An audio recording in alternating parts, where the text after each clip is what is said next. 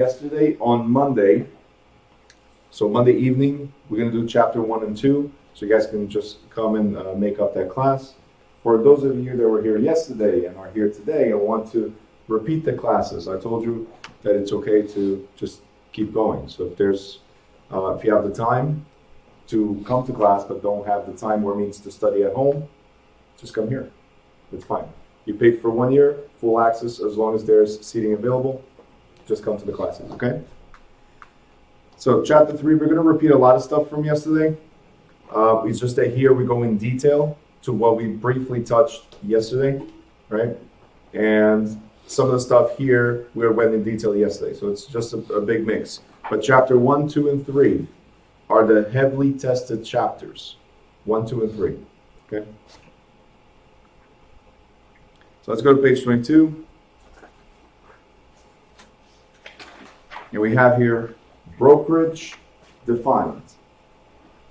Now, the business of bringing buyers and sellers together in the marketplace is called brokerage. Because brokerage is where we're mediating or brokering a deal. We're putting two people with similar interests together. One wants to sell, the other one wants to buy. Matchmaking. That's what we do. We broker. Now, we're agents for the broker of record. So in the real estate business, a broker is defined as a person who is licensed to assist others in real estate transactions and to receive compensation for those services. We mentioned this yesterday in chapter 1, chapter 2, and now again in chapter 3. Only the broker can collect monies in a transaction. A real estate salesperson works on behalf of and is licensed to work under the supervision of a broker. So we work on behalf of our broker. We list on behalf of our broker. And we get paid and supervised and guided by our broker. Okay? Like I said, I'm going to repeat this so much that the broker of record is going to sound like a broken record. Yep. You know me so well. All right. All right, so years ago in New Jersey and elsewhere, the principal, known as the client who employed the broker, was almost always an owner who wished to sell a property. The real estate broker acted as a seller's agent and was usually compensated with a commission if a ready, willing, and able purchaser was procured. In this traditional real estate transaction, the seller was the client to whom specific duties were owed, and the buyer was the agent's customer, whom the agent must only treat fairly and honestly. So what we're saying is, back in the day, we represented sellers only. Okay? So a seller wanted to sell, and they hired us to list the property. Once we got hired by the seller became our client. And our client, we owed duties to that client, meaning I got to do the best that I can for my client, not for me, and not for everybody else. Okay? Any questions here? Now today, agency relationships have become more complex than under the old seller-based model, because buyers now, prospective buyer or a person seeking a property to rent, can also be a principal and hire a broker to represent as buyer's broker or buyer's agent. So back in the day, sellers would hire us. Nowadays, even the buyer hires us. Okay? So now, in this type of relationship, the buyer is the client, the person to whom specific duties are owed, and the seller is the customer, who I just have to treat fairly and honestly. So to make it simple, and before I move forward, to make it simple is this. If I represent the seller is my client, I got to treat the buyer honestly, fairly, okay? If I represent the buyer, then they're the ones that hired me. They're the principal, they're my client, and the other side is the customer, who I just treat fairly and honestly. So whoever hires me or you becomes your client. Okay, the person that you must put first, then you, then everybody else. Does that make sense so far? Questions? No? Now, it's also possible, this is where things get complicated. I know it's early, but if you guys want, there's coffee in the back, just in case you need to wake up. But this gets complicated here. It is also possible for a licensee, so us, to function as a transaction broker, working with the buyer, seller, or both, but without, please underline this, without representing either one, but functioning as the manager of the transaction. You got it? Steph? Yes. Just looking out for you.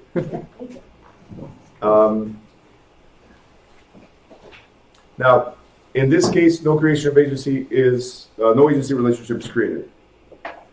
Now let's stick to the green part right here. I said that I could represent the seller, I could represent the buyer. And now I'm telling you that I can work with both of them, or either one, but without representing them. What does that mean? It means that I'm a manager of the transaction. I still get paid a commission, but I'm not subject to liability, which is, or as much liability, which is what we're going to talk about in this chapter. When you represent somebody, again, we have to put them first, then us, then everybody else. If we represent no one, then we're just trying to do the best for the transaction itself. Mr. and Mrs. Seller and Mr. and Mrs. Buyer. I'm just going to make sure that we close. That's pretty much it. You might tell me some stuff that I might transmit to the other party, and they might tell me something that I might tell you. I'm just making sure the transaction goes through. Okay?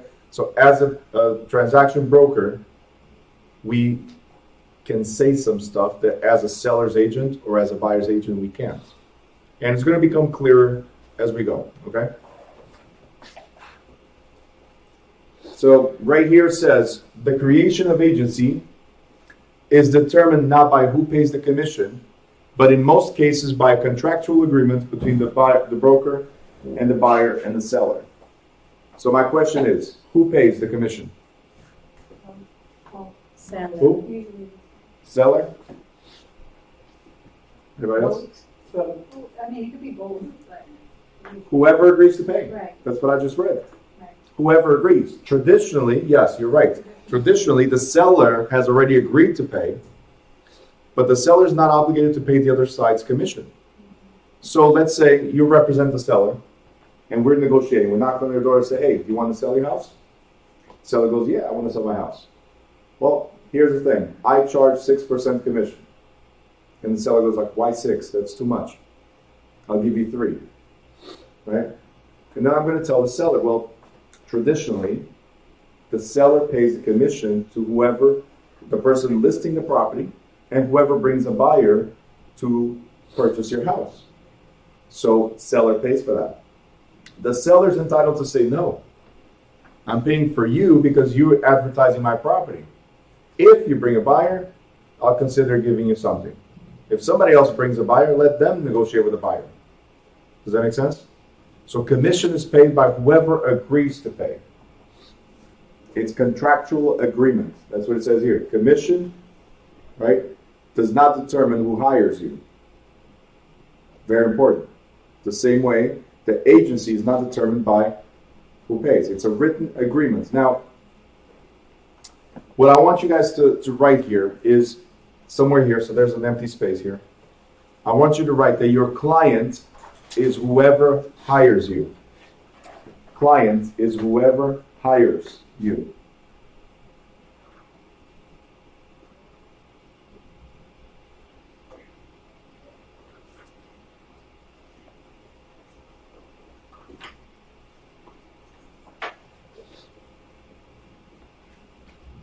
And the customer is the one that doesn't.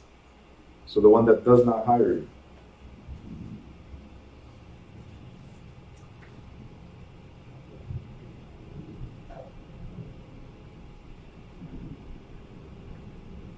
Okay? So client is whoever hires you and the customer is the other party. And now to make it probably better in explanation, do you have a job? Anybody has a job? You work for somebody else? Okay, great. So Olga, you work for somebody else. The people that walk through the door, or the people that call, are they customer service is the customer service you perform, or is client service that you perform? Customer service. Customer service. Why is it called customer service? The customer. Because they're customers. You just got to treat them fairly and honestly. You got to smile at the customers that walk through the door. But who's your client? That's where it gets confusing. Yeah. Your employer is your client. So you work at a bank, right? Mhm. So when people walk in and they tell you, which division? Mortgages? Financing? French? Retail? Just whatever? You do everything? Great. So people walk in and say, hey, I want to withdraw $1 million. And you're like, sure, let me see the funds in your account, right? It doesn't happen like this with $1 million, just saying. But let's say you're taking $1 million and you say, let's see your funds in your account. And there's like $10 there.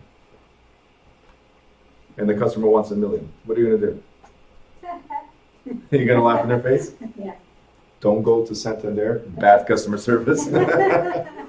So, are you going to give the $1 million? No. What if they really, really insist because they're the customer and the customer is always right?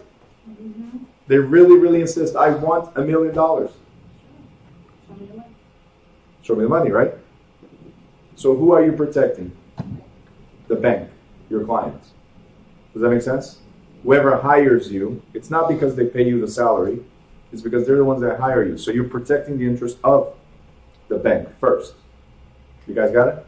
Customers walk in, walk out, but you don't represent them. You represent the bank. Is that clear? Questions? No? All right. So I heard a phone vibrate. Make sure your phones are on silent or turn off. One or the other. If you expect a phone call to come in, make sure you sit in the back just in case you need to step out. Okay? And yes, I have a problem. I hear everything. I see everything. I know everything. No, the other guy. I do check the list twice now. All right. Agency.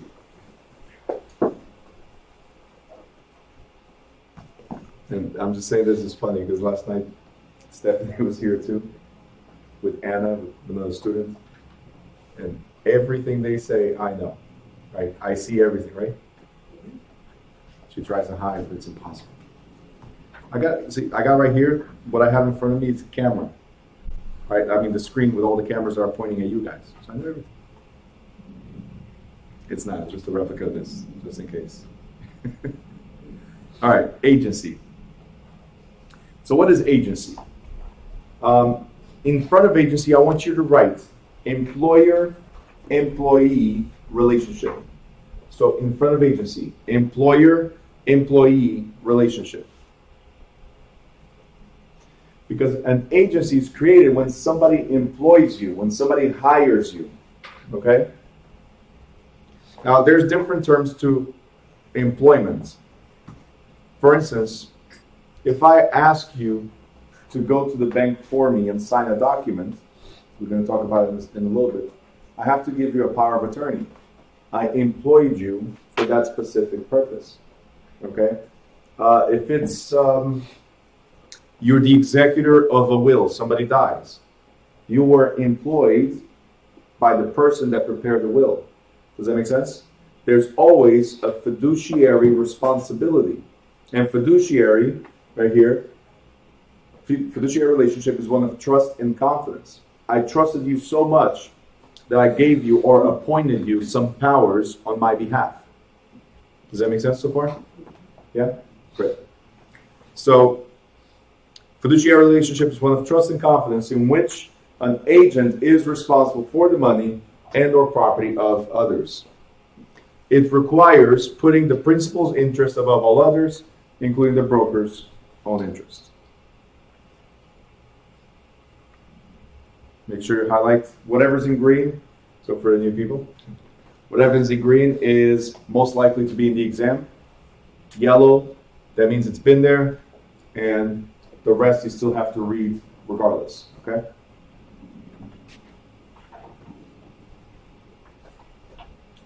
All right, now it says types of agency. We have universal agent. So what we're going to do with these three is just highlight and then I'll explain all three of them, okay? So universal agent has authority to represent the principal in all matters that can be delegated. He or she, right on top, he or she can enter into any contract on behalf of the principal without prior permission. Okay? Universal agent. And I'll explain in a second. The next one is general agent. A general agent is empowered to represent the principal in a broad range of matters. The general agent may bind the principal to any contracts within the scope of his or her authority. Okay? And the last one is special agent. A special agent is authorized to represent the principal in one specific capacity only. So, where it says universal agent, I want you to write full powers. Full powers. Where it says general agent, I want you to write some powers. Where it says special agent, I want you to write one power.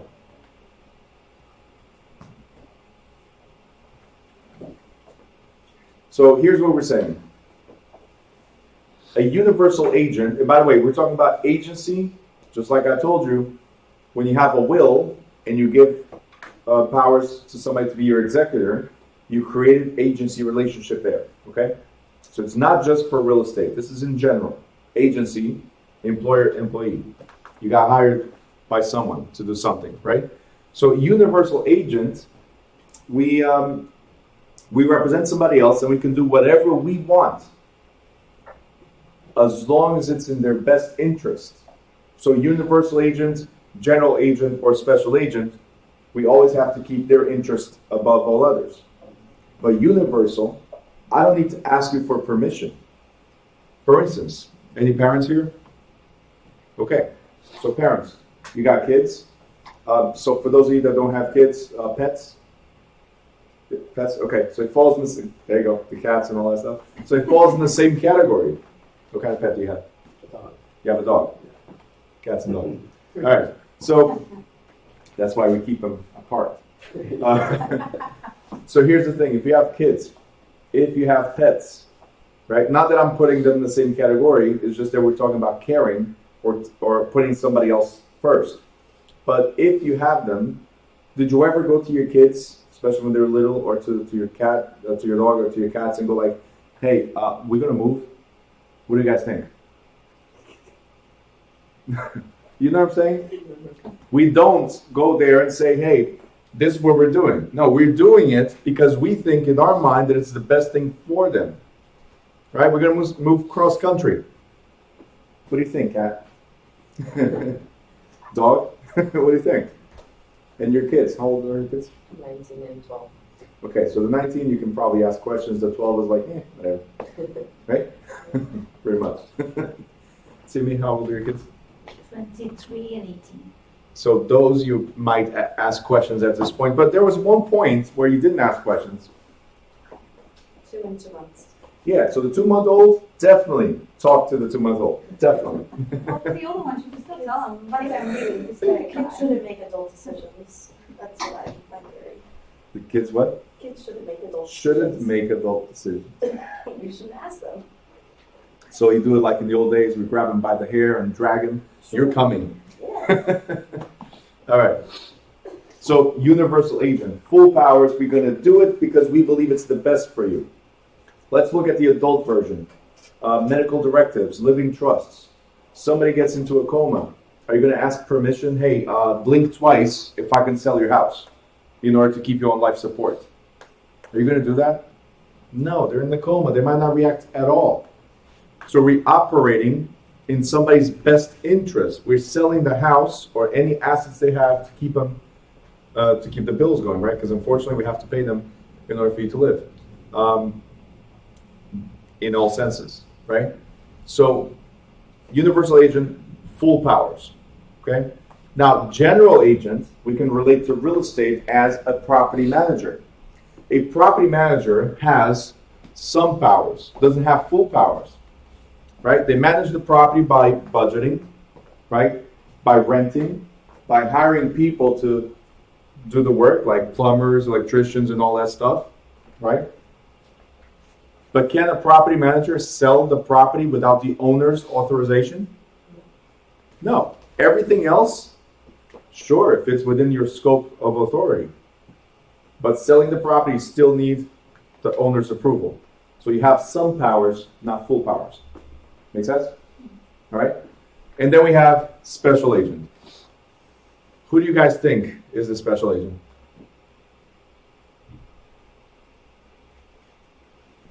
So I told you universal is like parents, right? I said general agents like a property manager. Who do you guys think? Special agents. They're hired for one specific capacity only. Who? Realtors, of course. We are. We're all special, aren't we? Okay. In our own way. In this case, it talks about special, being hired specially or specific for one capacity only. If you're hired by the seller, and you guys are going to be wrong, but if you're hired by the seller, what are you hired to do?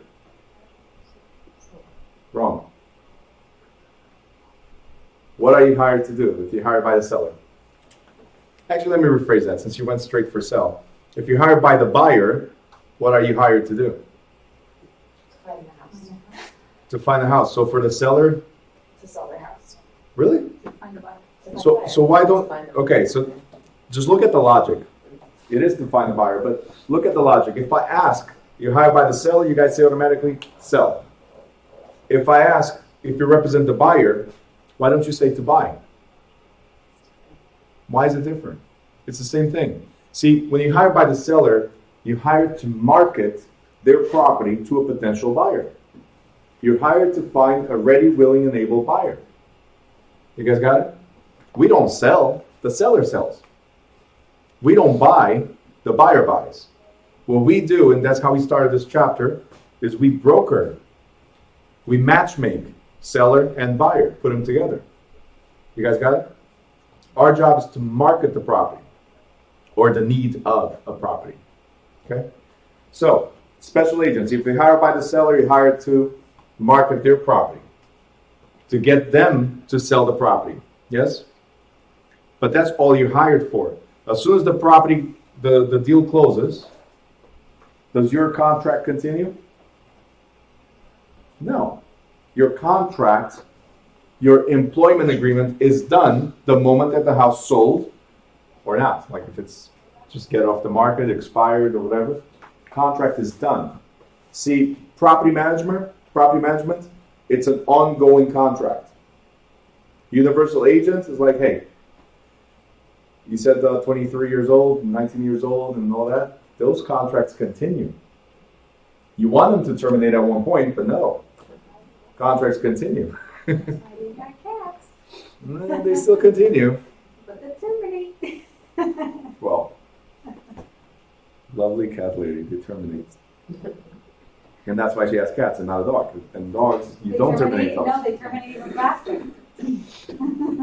But we don't speak like that with dogs. With cats, it's like, yeah, it's a cat. No way. That's what you're doing. I've had cats and dogs. I love them so much. But that's what you're doing. Like we terminate. Dogs, we cry about it. Cats should cry. I'm just messing. Oh, heck, I cried for 2 weeks. I'm gonna get sued by some animal Cat. protection agency right now. PETA's up. What happened? We call PETA right now. That's what it's called, PETA? So,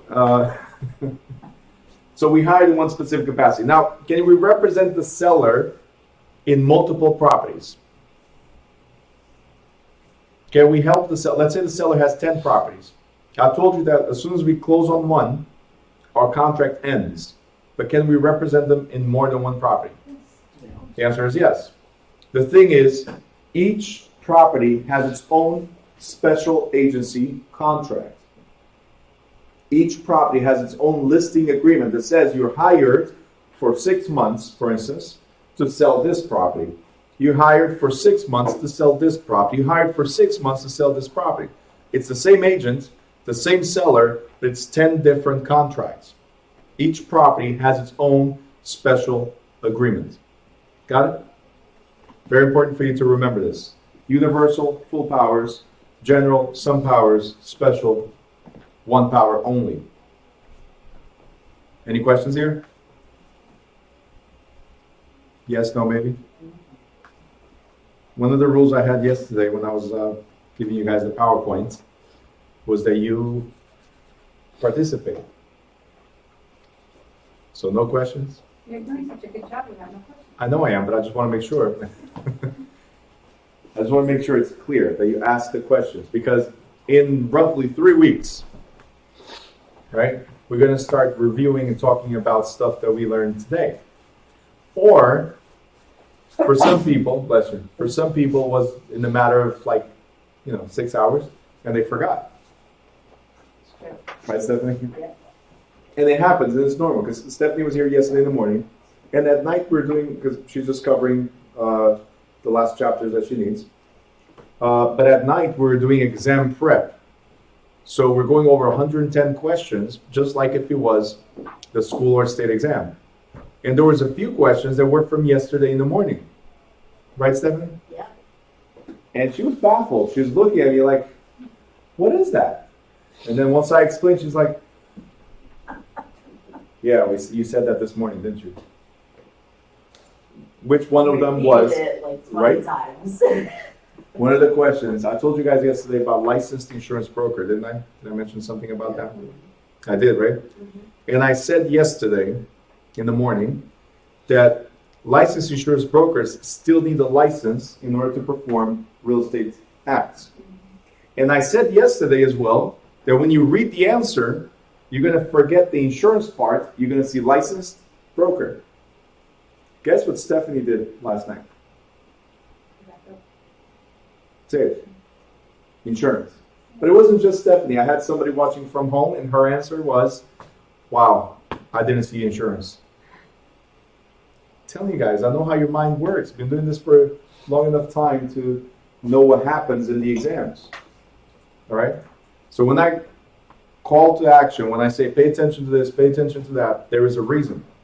Okay? When I ask you guys to ask questions now versus later, there's a reason. There's two reasons. One is for you to clear your mind on what it is, and two, to clear somebody else's mind on what it is. Because there's always somebody in the class with the same exact question that you have, and with the same exact problem of raising their hand and say, hey, I have a question. You guys don't do it. Don't be afraid. Now that they know your names, just don't be afraid of asking questions. That's why we're here. Okay? Any questions on that? All right, so next we have, often one person is authorized to act for someone else in the legally binding capacity. So this type of agency is created by a power of attorney, which is a legal written authorization that stipulates specific areas of authority in which the agent may act. So let's say your client is going on vacation and closing, so they go tomorrow, and closing happens to be set for a week from now. They're only coming back 2 weeks later. Can we close if they're not here? We can't, unless they left a power of attorney for somebody. Okay? So, Lucilma, here's the thing. Your client went on vacation, right? And they left me a power of attorney. What does that mean? It means that I'm going to the closing table with you, the agent. We're going to sit down and I'm going to sign on your client's behalf. I'm their friend, not their agent. I'm their friend, okay? That's why I'm here with you. You're the agent. I'm the friend that got the power of attorney. We're going to sit down, and whatever I sign is legally binding, because attorney in fact means I'm as good as you in this capacity. You gave me the power to be here for you in this capacity. Do you guys understand? So when this person comes back, they cannot say, oh, wait a minute, who bought this house? No. You bought the house. You gave me the power. You bought the house. And your agent was there to represent you with me signing for you. Does that make sense? I bought the house and the seller didn't go. The seller didn't go, somebody else signed? Yeah, the lawyer. The lawyer signed? Yeah. So nowadays, He was sick. because he was sick. So nowadays, we don't, like, closings happen and only the buyer shows up. because the seller already signed the documents prior with his or her attorney. That happens as well. The being sick part, again, they don't have to be there as long as it's signed. But if it is a type of closing that requires both of them to be there at the same time, which now it's rare, then the attorney could be the power of attorney, right? For Or buyer somebody else. and the seller. Both. For the buyer, yes, as well, but it's a little bit more complicated on the buyer side. For the seller, it's very common that they don't show up and somebody else signs on their behalf. Very common nowadays. Yes. When you give power of attorney to someone in the case of a closing, for instance, is it specified that it's just for that? Yes. Okay. So- So you wouldn't be able to do something like open up bank accounts or whatever just because you're signing somebody? No, if that power of attorney specifies that that's for that purpose, yes. So it's normally specified what they can do. So it says right here, it stipulates specific areas of authority, what you can or cannot do in the power of attorney. It doesn't give you full powers, hey, go ahead and buy mansions. Go ahead and take all the money from the account, the $1 million with the $10 in the account, right? It doesn't say that. So for instance, in some of my businesses, what I've done is I had somebody appointed to go to the bank and handle the bank stuff. I don't want to be at the bank, you know. We heard that before, right? They're gonna laugh at me when I want $1 million and there's only $10 in the account. This was a true story. They didn't give it to us. It's a joke, but I appointed somebody. I give power of attorney for that specific capacity only to deposit or withdraw money, but they cannot sign on our behalf. They could withdraw money. They could deposit money, because now the banks, for some reason, if anything above 250 or whatever it is, you have to show ID. If you're not on the account, there's a big problem. So anyway, power of attorney. You got Who it? draws up the power of attorney? You can. Myself? Yeah, I mean, it's just a document saying that you appoint somebody. You can. So no one has to, like, it doesn't have to be notarized or anything like that? It does have to be notarized, but notaries don't draw contracts. Okay. Notaries. So just a letter with my writing and someone notarizing it is sufficient? Yep. The banks sometimes have their own, if Their own forms. their own, their own notaries, their Oh, own the power notaries. attorneys. Mhm. And then you have the legal power attorneys from an attorney, and then you have simple power attorneys as well. And a simple power of attorney would be sufficient to close on a house? No, power of attorney will say specifically what it is. It's only I'm for saying this I can closing draw on this myself- date. I can draw it up myself, and someone just appears, well, normally All my right, attorney so- would know. You could, but title companies might be a little weary about that. So now it's the title company, not anybody else. And title companies want to protect themselves. So they'll say, hey, that format does not work. Here's a sample format. Or talk to your attorney and have your attorney draw an actual power of attorney. But can you? Yes. So there's a lot of things that are not standard. Mortgage companies and title companies can change everything because it has to be in their specific type of format in order for them to approve. Okay? All right, you guys good? Power of attorney, attorney in fact, good? Now, fiduciary responsibilities. So I told you fiduciary means trust and confidence. Means somebody trusted you, confided in you, right? Now, this confidential relationship carries with it certain duties that agents must perform. And that is care, obedience, accounting, loyalty, and disclosure. These duties are easily remembered by the acronym, and I love acronyms, COLD. So when you represent somebody, you gotta have what? The COLD. Cool. Perfect timing, right? Winter. So you gotta have a COLD. You gotta care, obey, hold proper accounting, be loyal, and disclose material facts, which we're gonna go in detail. So the first thing we have here is caring. So it says here, the agent must exercise a reasonable degree of care and diligence while transacting business on behalf of the principal. Brokers and agents are expected by virtue of their licenses to have expertise in real estate matters greater than that possessed by the average person.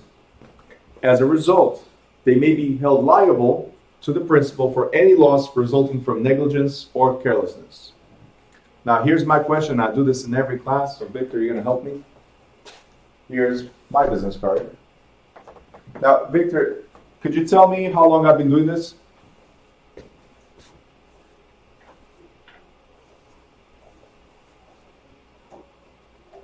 It doesn't specify. No, it's right there. Is it? Yeah. Look closely. Maybe it's on the other side. How long have I been doing this? I've been in real estate for how long?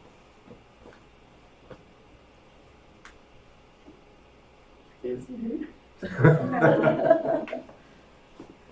Well, you can't tell? Maybe it's the suit. Because it looks good. Maybe the suit is what shows how long I've been doing this. It looks professional. It looks experienced. It looks experienced, Yeah. right? So how long would you say that I've been doing this? Well, 10. Careful with your words. What designed the car, by the way? About 10, 15 years. 10, 15 years. Okay, not that bad. Well, so I've been in real estate for 15 years, but not as a realtor. But here's the thing. One of the first things we're going to do as soon as you guys get your license is tell the world what you do.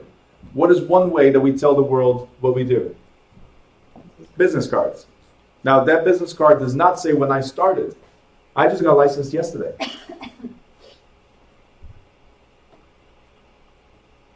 Right? Could it be? It could be. There's no way for you, the general public, to know how and when I got licensed. Do you guys understand? So as soon as we present the card, let's say I met you at the cafe next door, right? And you saw me, maybe I had a suit that day. You know, because there's a day for suits, you know, I'm just saying. So I was in the suit that day, and you saw the business card laying there. Like, oh, this is you, right? And I'm like, yeah, that's me. I just put it there. That is me. I've been looking to buy a house, or I've been looking to sell a house. I just got my license, okay? What am I going to say? He wants to buy a house. What am I going to say? I just got the license. Absolutely. Absolutely. Call me whenever you're ready, okay? And he goes like, I'm ready now. Hey, what experience do I have? What do I know? Absolutely nothing. Because guys, what you're learning here is pretty much to pass the exam. You don't know anything about real estate because learning real estate is out there on the field. Hands-on. What you're learning is stuff from a book and a little bit the experience that I'm going to give you guys. Does that make sense? So a business card, marketing material, your words mean absolutely nothing if you just got licensed today. So you must care so much for your client that you should know as soon as you get licensed, you already know more than the average person out there, but you have no experience. Therefore, next page, it says right here, breach of duty of care.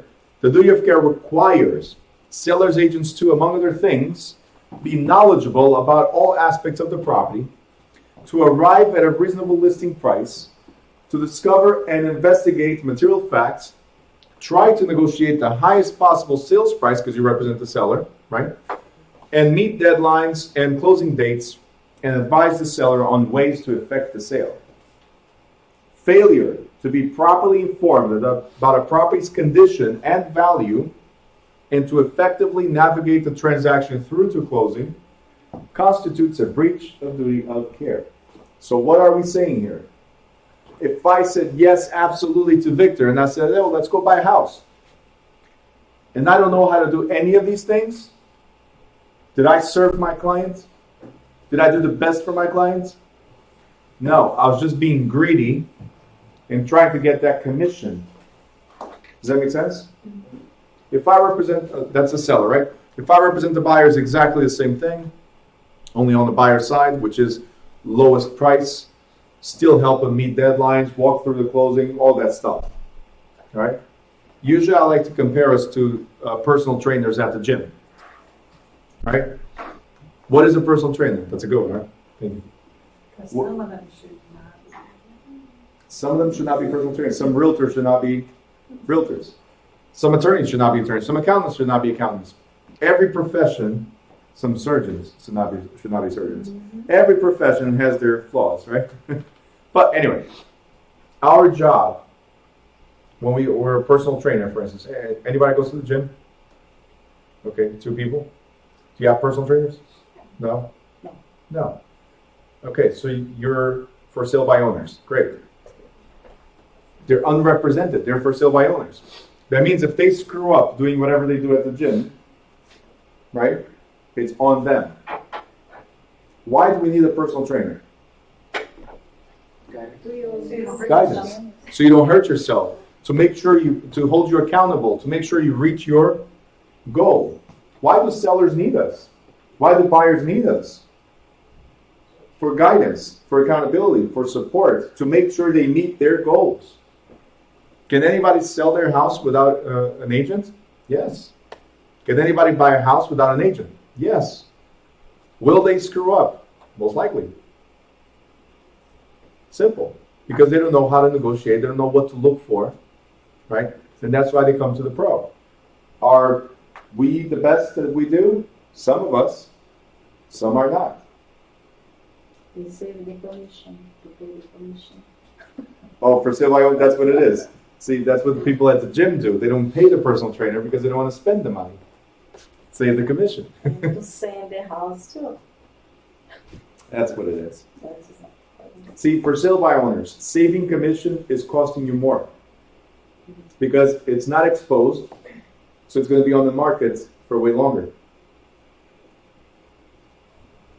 Let's imagine you want to save what? Let's say 6% commission. Let's say it's $12,000. Just an example. Your mortgage is $2,300. Actually, let's make it even $2,000. If it takes 6 months to close, how much did you pay? $12,000, right? So your mortgage payment was $2,000, right? It took you 6 months. It's $12,000. The commission that you would have paid is $12,000. Now, are we going to close in 6 months if it's for sale by owner? If you're lucky. It might take 8, 10, might take a whole year because you're not marketing properly. And are you going to sell for the full price? They know you're doing for sale by owner. They know you don't know what you're doing. They know you trusted Zillow. They know you trusted Trulia. Right? They know you trusted this online stuff that never came to see your house. So instead of $350,000, you're selling the house for $300,000. You just lost $50,000. How much was the commission again? $12,000. If you would have used me, then we would have closed in 3 months. Oh wait, it's not just $12,000 because it's $12,000 plus the 6 or 7 or 8 months at $2,000 each month for the mortgage you're paying on the house you don't want anymore. Yeah, it's a whole lot of money that you're saving, isn't it? For sale by owners. You see the difference? All right. Going to the gym without personal trainer. Lifetime injuries. Lifetime injuries. Because you want to save $200-$300 a month on your health. All right. Knowing the perfect form, knowing what to do, somebody looking out for you. Because listen, we all know how to work machines. There's instructions right next to it. Right? One, you do this. The other one, you do this. The other one, you go with your legs. The instructions are right there. And then we watch YouTube videos where you see what people do with the instructions.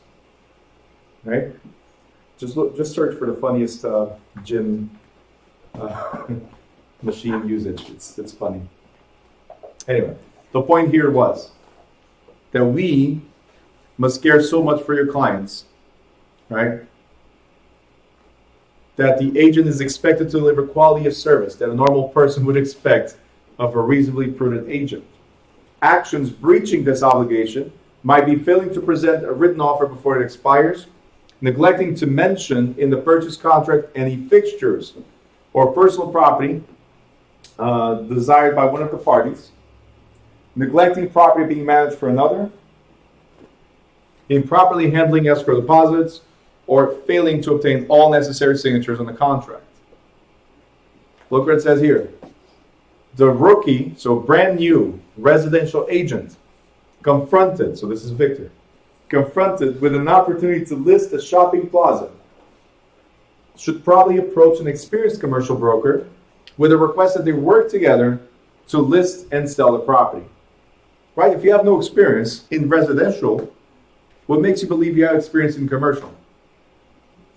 So let's work with somebody else that has experience. We're going to split commission, but you know what?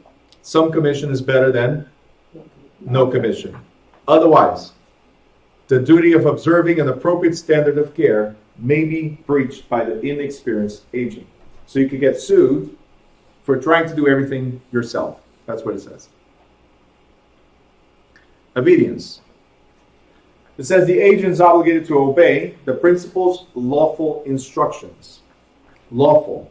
So if it's something that's illegal, you don't have to. But lawful instructions like 24-hour notice for showing, all offers through the listing broker, or all contracts must be accompanied by a pre-approved mortgage letter. Must be obeyed. Now, I don't wait for the client to tell me, Bruno, make sure you put these items here. I tell the clients, we should have 24-hour notice before showing the property. Why? Say it louder. Clean up. Clean up. You guys don't know how I left this morning, the house, right? Yeah. It was like a tornado. The house is a mess. 4 kids. Right? So the house is a mess. And I'm not done until 5 o'clock, let's say. And you call me at 5:30 saying, hey, my client wants to see your house at 6. Getting home, cleaning everything in half an hour? No, not even if you have a house this big. Right? Can't do it. A Portuguese mom. Get all the kids to do it? That's it. That's why she has cats. That's why I won't have 5 kids. All right. So, I mean, that's what kids are for. Get them to work. That's what mama said. Delegate. I only make kids because I can delegate. The 2-year-old is already working. Now, what was I saying? The idea behind it is that when the client comes see the property, they see the property for its potential, not for, hey, don't step there because there's clothes, because there's toys, because there's, you see what I'm saying? You want to have it clean, 24-hour notice. Now, all offers through the listing broker. Why should all offers come through me? Why should all offers come through me only and not directly to the seller? Say louder. So you can review and you know what's. So I can review and advise on what's the highest and best. Okay? Because sometimes the client sees an offer that's $105,000 and then there's an offer that's $100,000. And which one are they going to want? Of course, the highest, but the highest is not always the best. See, the $105,000 is FHA, as an example. The 100 is conventional. FHA has a lot of rules. Conventional is like, hey, here's the money, pretty much compared, right? So, and we'll learn about this in chapter 13 and on. But the idea behind it is, with a conventional loan, we traditionally close faster. So you guys remember the $2,000 that I was talking about in mortgage? In conventional loans, we could close maybe in 2 months, let's say. With FHA loan, it could take 3 to 4 months. So that difference is already being eaten by the FHA loan. You guys understand? What if it's a cash deal? They give you $99,000. That's the lowest, isn't it? 105, 100, then 99,000. Which one would you take? Cash, because it closes faster. Are you guys understanding? So Mr. and Mrs. Seller, you said you wanted to sell within a month. Cash offer is the best. You're going to lose $6,000 compared to the other offers, but you gain in time. Because that's what you want. That's your goal. That's what you want, right? Does that make sense? Again, like personal trainers. Some people want to build muscle. Some people want to tone up. Some people just want to lose weight. I need to know what the goal is of my client in order to better advise what offers came through and what's best for them. Does that make sense? Cool. And the last one. The only reason why I use the last one here in this examples is to give me a power to reject offers. Because all offers must be presented. All offers, right? We talked about this yesterday. We're going to repeat it a few times. All offers. But if it says that all offers must be accompanied by a pre-approved mortgage letter, I'm telling you, okay, Lucia, thank you for bringing that offer to me, but where's the money? Meaning, where's the pre-approved mortgage letter, or show me funds in the bank. If you don't have proof that your buyer can buy, I cannot accept your offer. Are you guys understanding? We must present all offers. But if this clause is there, I can immediately reject her offer. You guys got it? Because it's not a complete offer. Something is missing. So failing to do so constitutes a breach of the duty of obedience. However, please highlight, some instructions must be disobeyed, such as any order to conceal a hidden defect or to practice discrimination in the sale or rental of a property. Okay. If somebody says, hey, Bruno, I know there's mold in the house. We're going to paint this. Don't tell anybody. The moment I know that there's mold, that's illegal. And we're going to go over this in a second. It's illegal for me not to present to a potential buyer. If I know the seller has mold in the house, the buyer must know that there is mold in the house. I cannot hide it. If the seller says, hey, Bruno, we're going to sell this house, but I don't want green people to buy it. So any green people or somebody from the flower religion, don't bring them here. Does that make sense? That's discrimination. Immediately, I must reject that client. I don't have to, and I can't obey unlawful instructions. You guys got it? Accounting. The agent is obligated to safeguard and account for all money or property entrusted to his or her professional care. So, Lucia, yesterday I gave you $10,000, right? And those $10,000, what were you supposed to do with it? Give it to the broker. Very good. So that's what it says here, that I got to follow those rules. If I give you money, you must hold proper accounting of my money. Give it to the broker, and the broker has how long to deposit? 5 what? Business days. All right, so this is from yesterday. On Monday, you guys can get it, okay? Now, this is for today. And I want to address it real quick. It says an agent may not make any secret profit. What is secret profit? What does that mean? Secret profits. Money on the side. Say it louder. Money on the side. Money on the side, meaning not part of the transaction, meaning under the table, meaning hidden from everybody else. Got it? But can I give you a bonus? Can I say, hey, Victor, you were amazing in helping me sell my house. And I'm so grateful that I want to give you an extra $5,000 bonus or tip. Gratuity. Call it whatever you want. Can I give you a $5,000 bonus? Yeah. It's on paper, yeah. That's the correct answer. If it's on paper, if it's disclosed as part of the transaction, it cannot be secret. It has to be disclosed.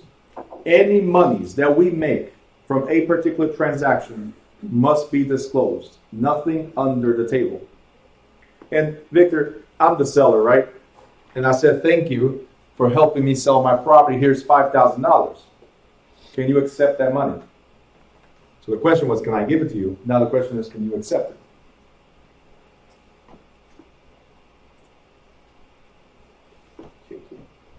Is it valid? It is a little tricky. There might be a question in the state exam about this. We already know that I can give you money. The question is, can you accept the money? Stephanie, could you help out? Only your broker can pay it. Broker. So, Mr. Seller, that's what you got to tell me, Bruno. Like, listen, I appreciate it, but you cannot make it payable to me. You have to give that money to my broker. Because who pays you? Your broker. You never get paid by the seller. the buyer, the cat, the dog, the parakeet, your cousin, nobody can pay you other than your broker. You have to have that very, very clear because there are questions in the state exam regarding who pays you. Now, the good news is that in the questions, in the answers, they don't talk about cats and dogs or parakeets, but they do ask about the broker, the seller, your cousin, stuff like that. Got it? Right here. All the way at the bottom, loyalty. What does it mean to be loyal? Anybody? Honest. Honest? Yeah. Being loyal is being honest. I'm honest every day, but does it mean I'm loyal?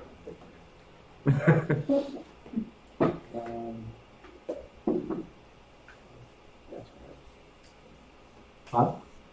Oh, this is taking a while. Anybody married here? Wow. And you guys don't know what it means to be loyal? Apparently not, because it's like... It's hard to explain loyalty. Loyalty is making sure that, that person, like you... Say louder. Faithful. Faithful, Yeah. for instance. Honest is part of it, but faithful. Right? That you have their best interest again. Right? That you keep certain things confidential. The answer is right there, by the way. You keep certain things confidential. Look. I'm the seller. You're the realtor, right? And Victor said, listen, I really need to sell this house because I'm going through it's a really nasty divorce. That's why I need to sell it. What are you going to do with this piece of information? You're going to tell the buyer, hey, Mr. Buyer, the seller is going through a divorce, so that's why they're trying to sell and we're trying to speed this up. Are you going to tell that to the buyer? Why not? It's confidential. It's confidential. Unless I authorize you to disclose this type of information, right? You cannot do so. So you cannot put it out there that I'm going through a divorce in order to get the sale done. Are you guys understanding this? Right? In fact, it says right here, profiting from a client's misfortune is forbidden. And there's a lot of agents out there that say, hey, listen, just put a low offer, they'll take anything. You're going through a divorce. What are they trying to do, the agents?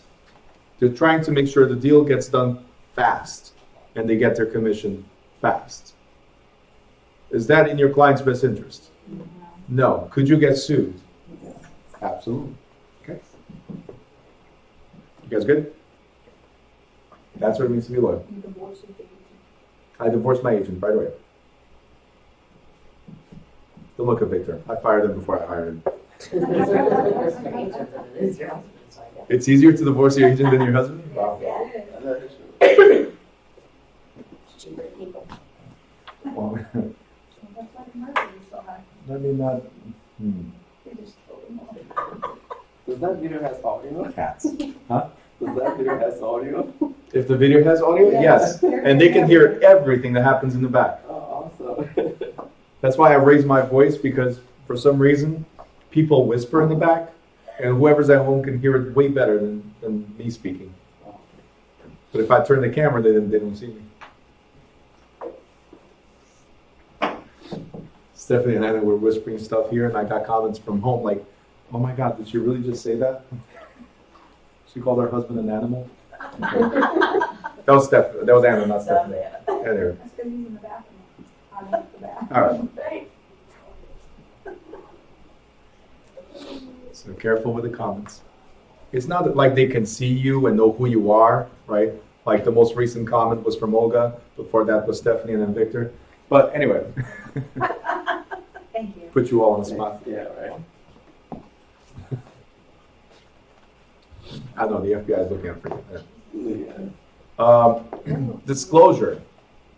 Now, this whole chapter is, from here on, is mainly about disclosure. What does it mean to disclose something? Letting the world know, right? So, it says right here that it is the agent's duty to pass on to the principal all facts or information that he or she obtains that could affect the principal's business or decisions. Please highlight, underline, put stars. It says that the agent must volunteer pertinent information whether or not the client asks. So some agents, they wait, hey, if you didn't ask, then I don't have to tell. No. I told you about mold, didn't I? What about a leak? What about the house is falling apart? What kind of value does this house have with all these defects? Is it worth the same? No. So our job is to pass along any information, even if our client is not asking for it. And this includes any information that might affect the object of agency, the true value of the property, and or possible legal consequences of contract provisions. The law considers that any notice given to the agent has been given to the principal, and the agent, therefore, has the duty to pass on any material information. It also says that all written offers must be presented immediately. Do you guys remember how long you have to present the offers? Stephanie, that's wrong. How long do you have to present the offers? Well, 5 days. It's written right there. How long do you have to present the offers? But it should be within 24 hours now. All right, let me bring this down a little bit. It's written right there. How long do you have to present the offers? Immediately. Am I pointing at immediately? Am I off? Immediately is over there. It's written right there. How long do you have to submit the offers? Oh, you're just like written offers. Written offers must be presented. Verbal offers don't. I am sneaky. Because guess what the state exam does? Sneaks up on you. 24 hours, right? Immediately means as soon as possible, within 24 hours, no more than that. Okay? But written offers, circle written offers. Don't forget written offers. Verbal offers do not count. The house is listed for $100,000. Somebody comes up with $1 million offer. What do you say? You call your client right away and say, hey, we have $1 million offer coming. No, put it in writing. Unless it's in writing, it's not valid. Okay? Simple. All right. Next.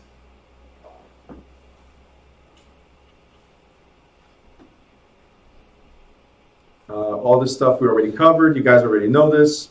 Salesperson is responsible to the broker under whom he or she is licensed. So broker-salesperson relationship.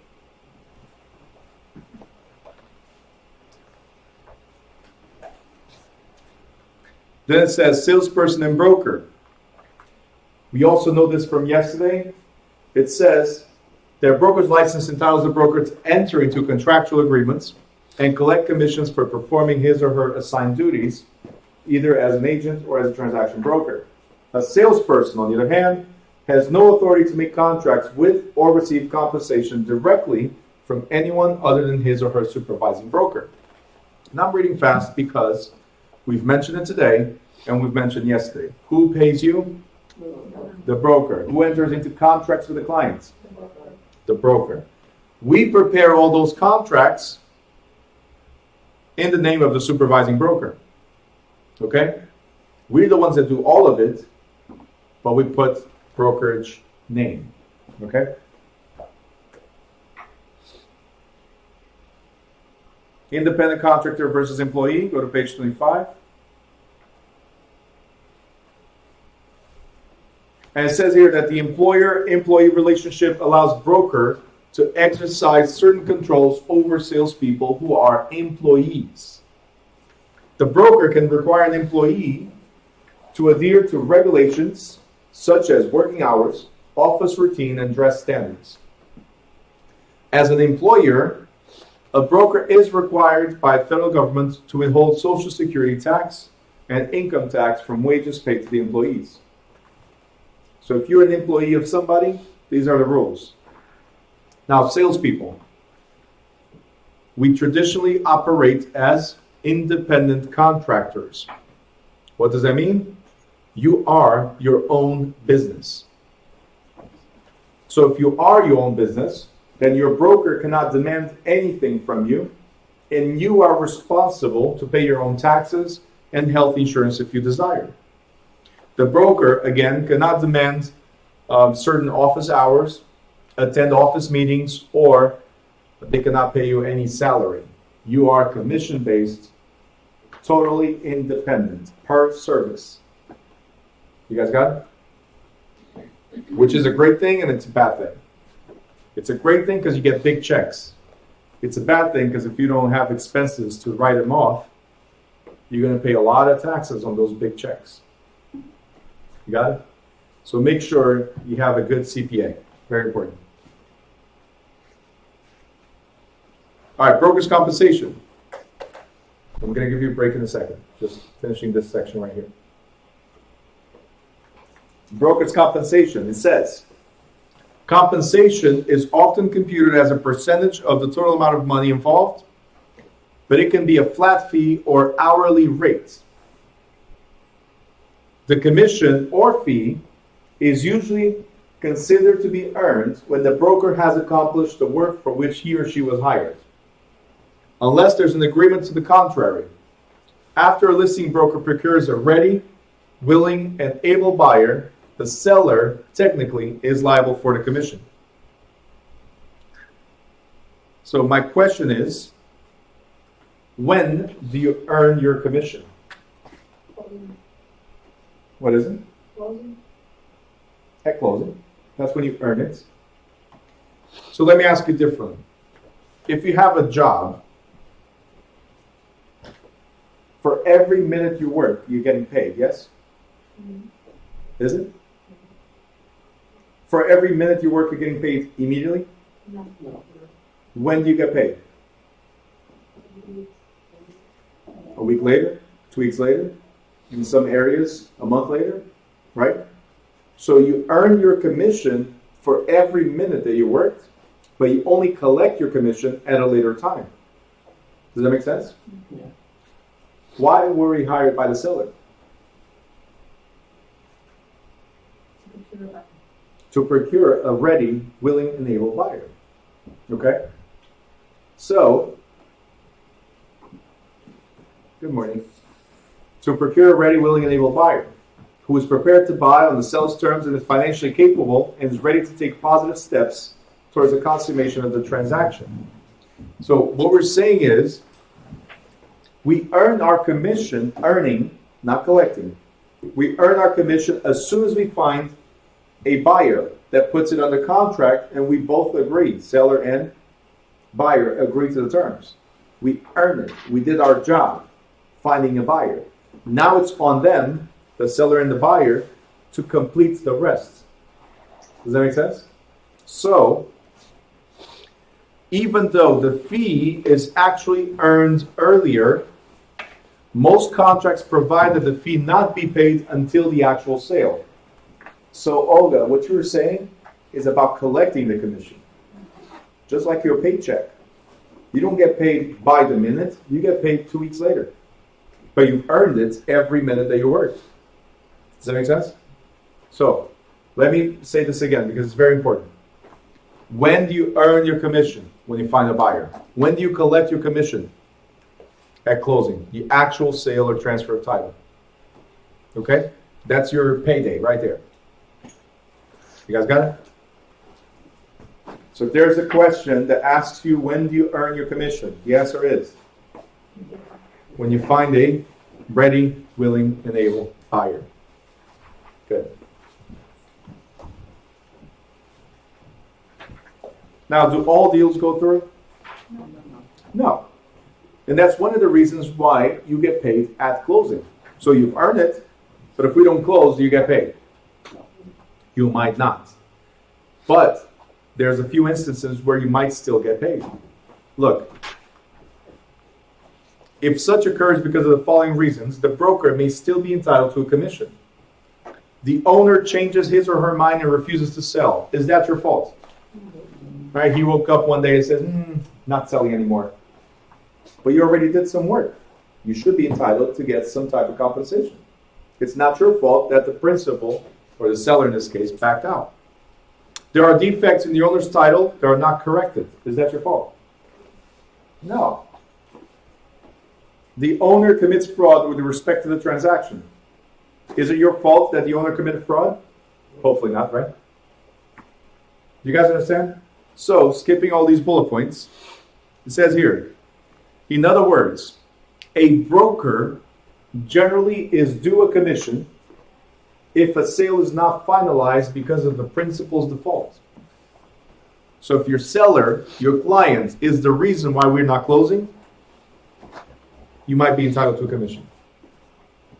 Okay? Yes? No?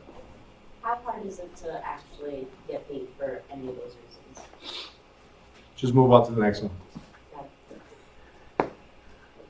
Here we're saying that it's possible for you to fight for it. The question is, most attorneys will tell you, hey, if it's not a substantial amount, just take the hit, move forward. And this is a reason why you should not have just one seller or one buyer. You should have multiple deals in the pipeline. Okay?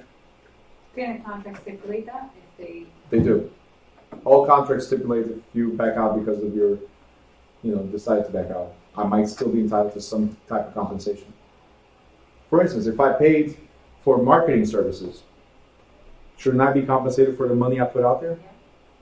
The question is, how much did you put out and how much you're going to recover? Just hiring an attorney might be more than what you're going to get back. That's the thing, yes. Is that something a salesperson would argue, or is that something a broker would argue? Good luck with your broker. Thank you.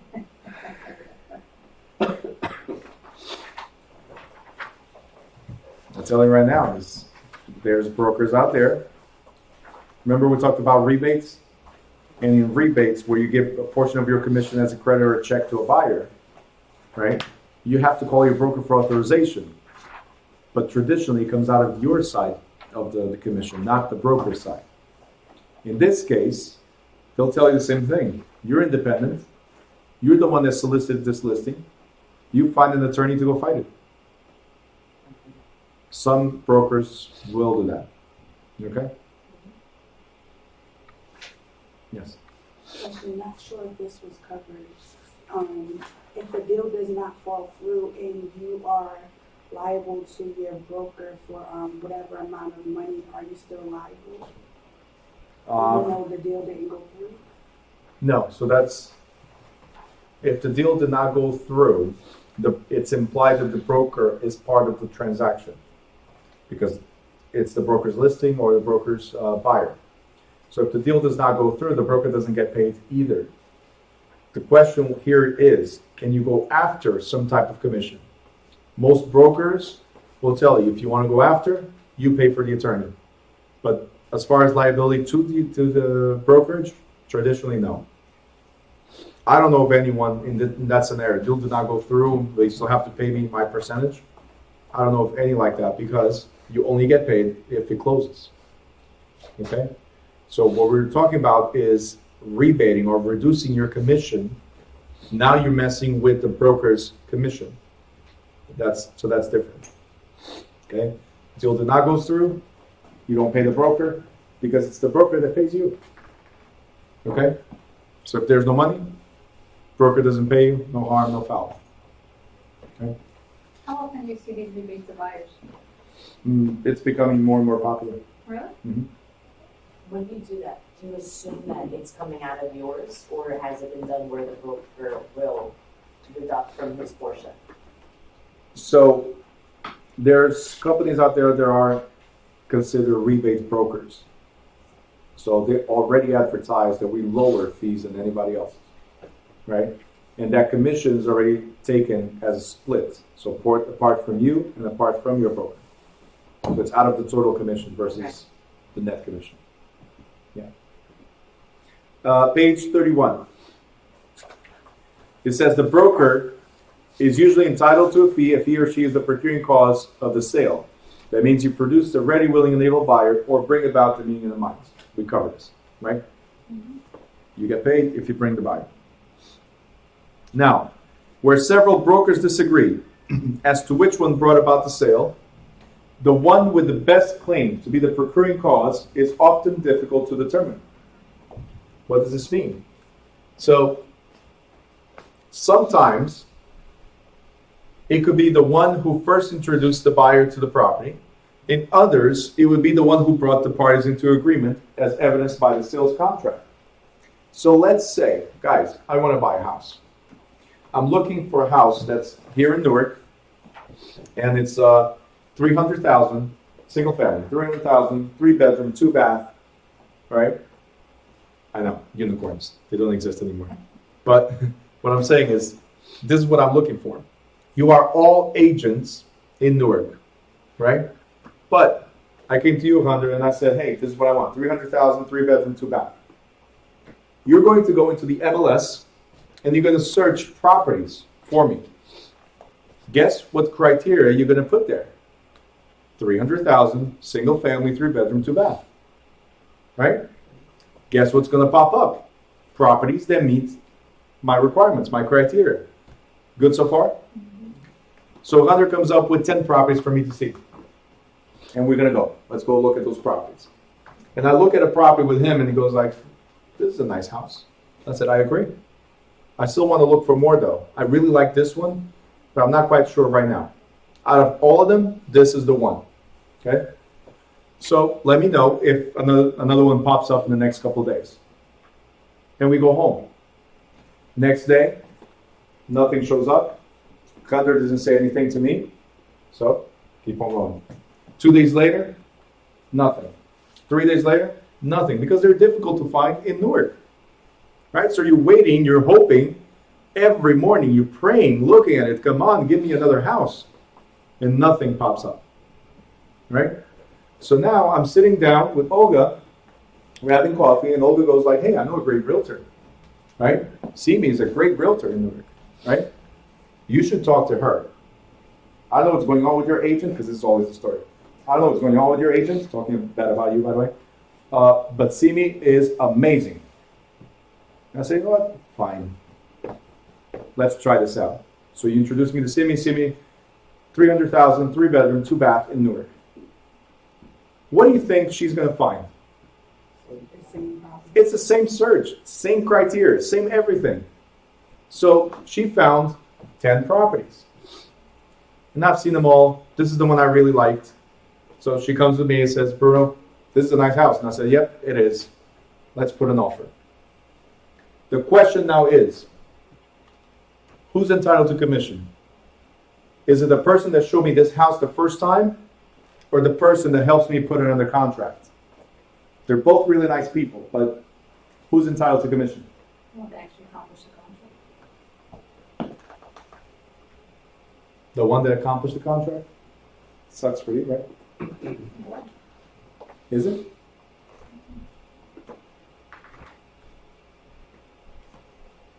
What's in yellow? It's like the attorney. It's hard to determine. But the one with the best claim usually will be the one that followed up. The problem is, I told you, 1 day went by, he did not say anything to me. 2 days went by, he did not say anything to me. He was just waiting for something to pop up, but he's not talking to me. Communication is key. Follow-up is key. If you can prove that you did everything possible to help me, right, then you should be entitled to the commission. That was a house you showed me, nothing else popped up, and you kept on talking to me about it. Does that make sense? So the key here is, the one with the best claim is, it's not here, but so you guys know, the one that actually cares, the one that actually follows up, the one that communicates. You guys abandon your clients, they get taken away from you, 1, 2, 3. You guys got it? So in this scenario, Simi just won commission, and you lost commission, because you did not follow up, and she was the best. Thank you. You guys got it? Yes. So in a case like this, wouldn't it be wise to have like an email list saying like, hey, good morning, I'm still looking for properties for you. Have a nice day. Call me if you need me. Mm-hmm. That would be wise, but are realtors wise? They can be. They could be, but are they? Most of them no. That's the wise thing to do, is keep constant contact. Whether it's an email, a text message, all it takes is a quick, like, look, one of the reasons why I don't actively do real estate is I'm here stuck, right? Not in a bad way. I'm just saying that I'm here stuck for 4 hours. So it's the time before and the time right after that I'm here. It's almost impossible for me to also conduct business after because I have another class in the evening, right? So what kind of service can I give my clients if I have multiple? It's difficult. But for you guys, all it takes is a quick, spend 30 seconds. Like you said, send a text message, send an email. Hey, I didn't forget about you. I'm still looking. There's nothing really different from what we saw, right? We already saw a few properties. There's one that did pop up, but it was worse conditions. I don't think you'd be interested. If you want, I'd still send it to you just for your consideration. Quick message. Does it hurt? Could it be a template ready to go? And we just send it? Constant contact. All right? Let people know that you still care. So the email, the text message, the quick voicemail. Right? You're busy. I get it. I'm busy, so I get it. But a quick contact, just follow up. Okay? You guys understand? Yes? So what you're saying is, you don't show them 3 houses, and then they have to pick one out of the 3? No. It's not a TV show? So the TV shows, like $1 million listings that I see all the time, right? I know. Or you won the lottery, what's that lottery show? There's a lottery show? Yeah. You win the lottery, then you go flying around. It's like 3 properties, and you choose one of the 3. They always narrow it down to 3, but they've seen more. But no, look, if you guys interview your clients properly, you narrow it down to, let's say, 10. Okay? 10 to me is the good number. We're going to look at 10 properties according to your criteria. If you're showing 20 properties, something is wrong. You do not understand your client's requirements. Or I don't know what they want. the client does not know what they want. So let that client go. Or help them find what they want, meaning determine, not go show houses, determine, look, we've seen these houses. Out of these houses that I've showed you, which one was most appealing? Because if you want a brand new house, it's a custom house, we can do that as well. But you're not going to find a house that meets your specific criteria because the builders were not thinking about you when they built it. They're thinking about them. Does that make sense? So we need to compromise somewhere. Let's see, what is it? Is it the kitchen? Do you really have to have the garage? Is it the driveway? Is it the 3-bedroom, 2-bath? Which part is it that's really crucial for you? Is it being next to a school? Does that make sense? Let's figure these things out and compromise somewhere because there's not too much inventory. Whatever pops up is what we have.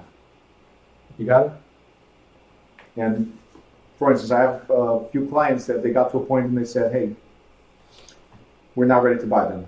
Not right now. And it's okay. In a couple of months, guess what we do? Quick email or a text message saying, hey, I'm still here. Are you there? Are we still on the same page? You ready to go now? Does that make sense? Right? Okay. So, yes. Would that guarantee some commission if you do an email listing, like following up with the clients? Mm-hmm. It doesn't. Commission is not guaranteed by anything. Okay, but it gives you a better position if you're trying to fight for it. In the case of Randra and Simi, who showed me the property first and who showed me the property second.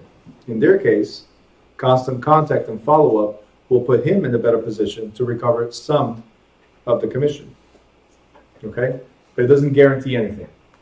In fact, nothing in life is guaranteed other than Death and taxes. taxes you can get away with. No. Death, you can't. Not for profits. Anyway. They'll get you one way or another. Anyway. So death, guaranteed. Everything else, not guaranteed.